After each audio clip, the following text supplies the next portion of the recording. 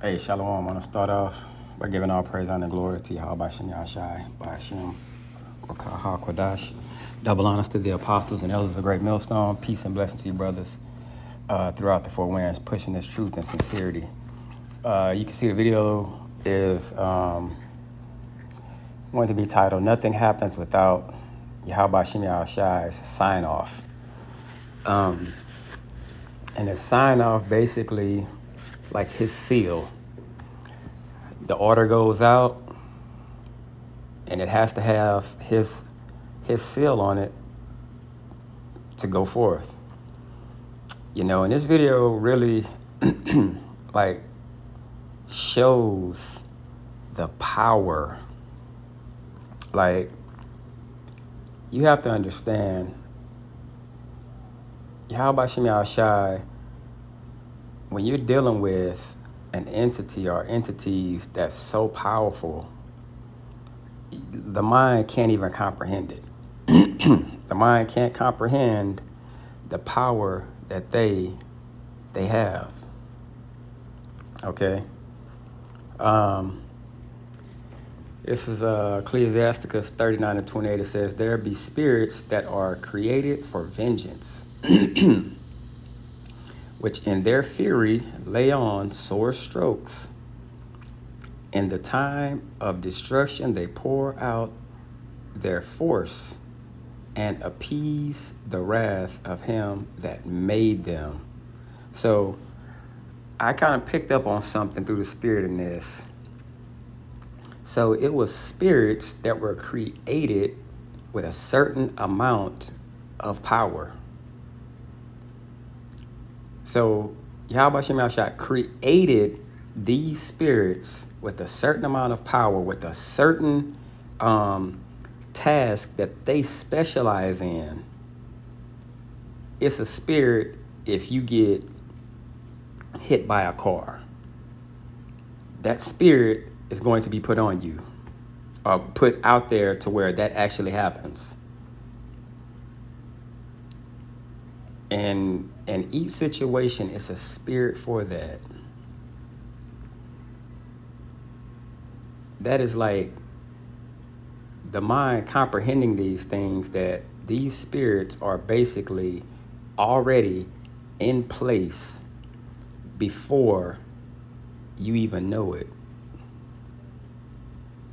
Everything that's done, whether it's the spirit of vengeance or things we do, is already set into place.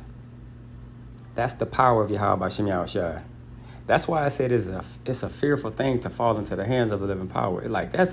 That the mind can't even comprehend. Okay. And here's a few examples. Numbers 11:25. It says, "And Yahweh Shem Yahushai came down in a cloud and spake unto him, and took off the spirit that was on him, and gave it unto the 70 elders. And it came to pass that when the spirit rested upon them, they prophesied and did not cease." So this shows you right here that certain spirits are on certain people on certain times for certain things. And the cold part about Yahweh Shem Yahushai is it could be on anyone. It could be set up to be put on anyone.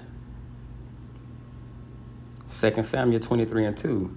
"The spirit of Yahweh Shem Yahushai spake by me, and his word was in my tongue."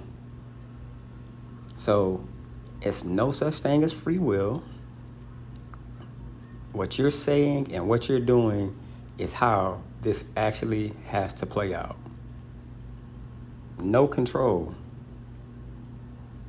Okay, steps are already ordered.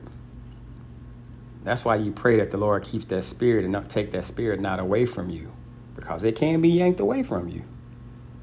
Okay. Ezekiel 2:1, it says, "And he said unto me, Son of man, stand upon thy feet, and I will speak unto thee.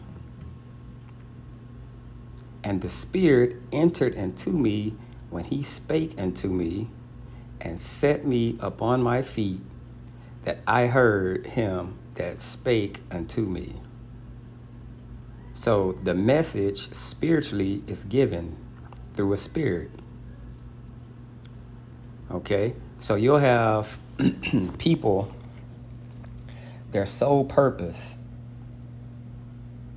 would be, like, if they came, let's say their mission when they got a certain age was to unalive 30 people. When that person reaches that certain age, that spirit is going to, boom, fall in place, and everything's going to happen the way it was supposed to be.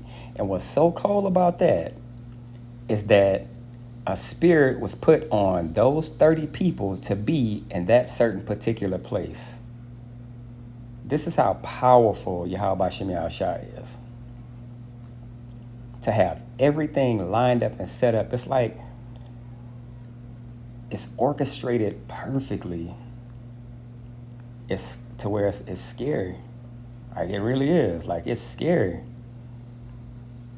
That's why I fear Yahweh Shem Yahushua. You have to fear.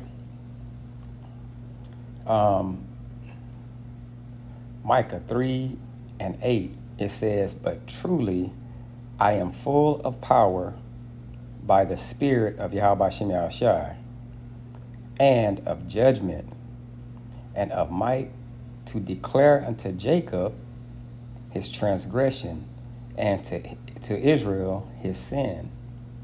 So that's what the warning in Ezekiel is all about. Give them warning from me, to where they will understand they're going off.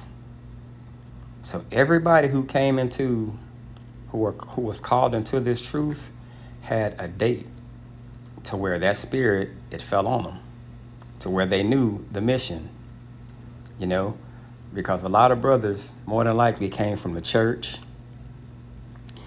was going to church, I had dealings in church some type of way, and that was it. You felt like this is the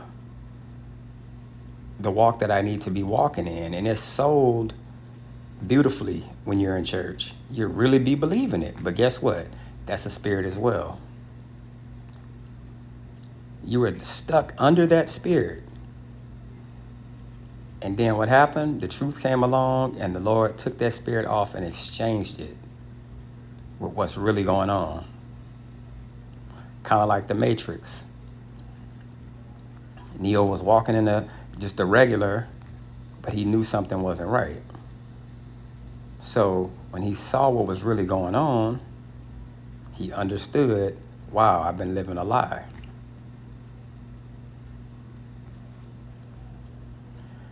So this is the main point. I started reading in the book of Joshua.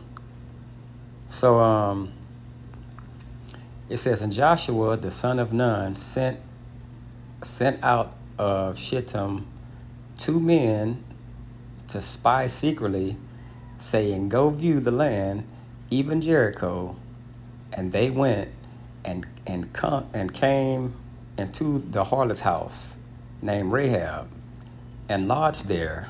So the spirit was put on these 2 spies. And just so happened when they went into the city, lo and behold, it was a prostitute's house. Just out of nowhere, boom, prostitute's house. Okay? And it was told of the king of Jericho, saying, behold, there came men in hither tonight of the children of Israel to search out the country. And the king of Jericho sent unto Rahab, saying, bring forth the men that are come to thee, which are entered into thine house, for they be come to search out all of the country. So everybody saw what was going on. So it was spirits put on everyone to know exactly what was transpiring and taking place. Okay? All of this is a major test of faith as well. Okay? So, and the woman took the two men and hid them. Now, if she's a part of these people, what would make her or possess her to hide these men? It was a spirit put on her as well. Okay? It says, and the woman took the two men and hid them and said thus, there came men unto me, but I wist not whence they were. Like, I don't know who they were. I don't know where they went. Okay? And it came to pass about the time of shutting of the gate, when it was dark, that the men went out. So he put a lying spirit on her as well. It says, whether the men went out, whether the men went, I wot not. Pursue after them quickly, for ye shall overtake them. So she basically just lied to him and she deceived them. That was a spirit put on her. 6, it says, but she had brought them up to the roof of the house and hid them in the stalks of flax, which she had laid in order upon the roof. And the men pursued after them the way to Jordan unto the fords. And as soon as they which pursued after them were gone out, they shut the gate. And before they were laid down, she came up unto them upon the roof and she said unto the men, I know that Yahweh Shem Yahshai have given you the land, and that your terror is fallen upon us, and that all the inhabitants of the land faint because of us. So she already knew what was actually going on. So when you read further in the story, the whole point of her having that spirit put on her was to save her family. You know, but it's really fascinating when you think about it in a spiritual sense, that all is controlled by the Father of spirits. You know, everything that's done, certain ways you go, you may go a certain way. You're guided by the Spirit. You know, it's a beautiful thing, but when you think about it, it's like, wow, man, it's like you don't control nothing. You have no control over what's going on. So the most important thing is to actually trust Yahweh Shem Yahshai and stay prayed up. And with that, I want to say shalom.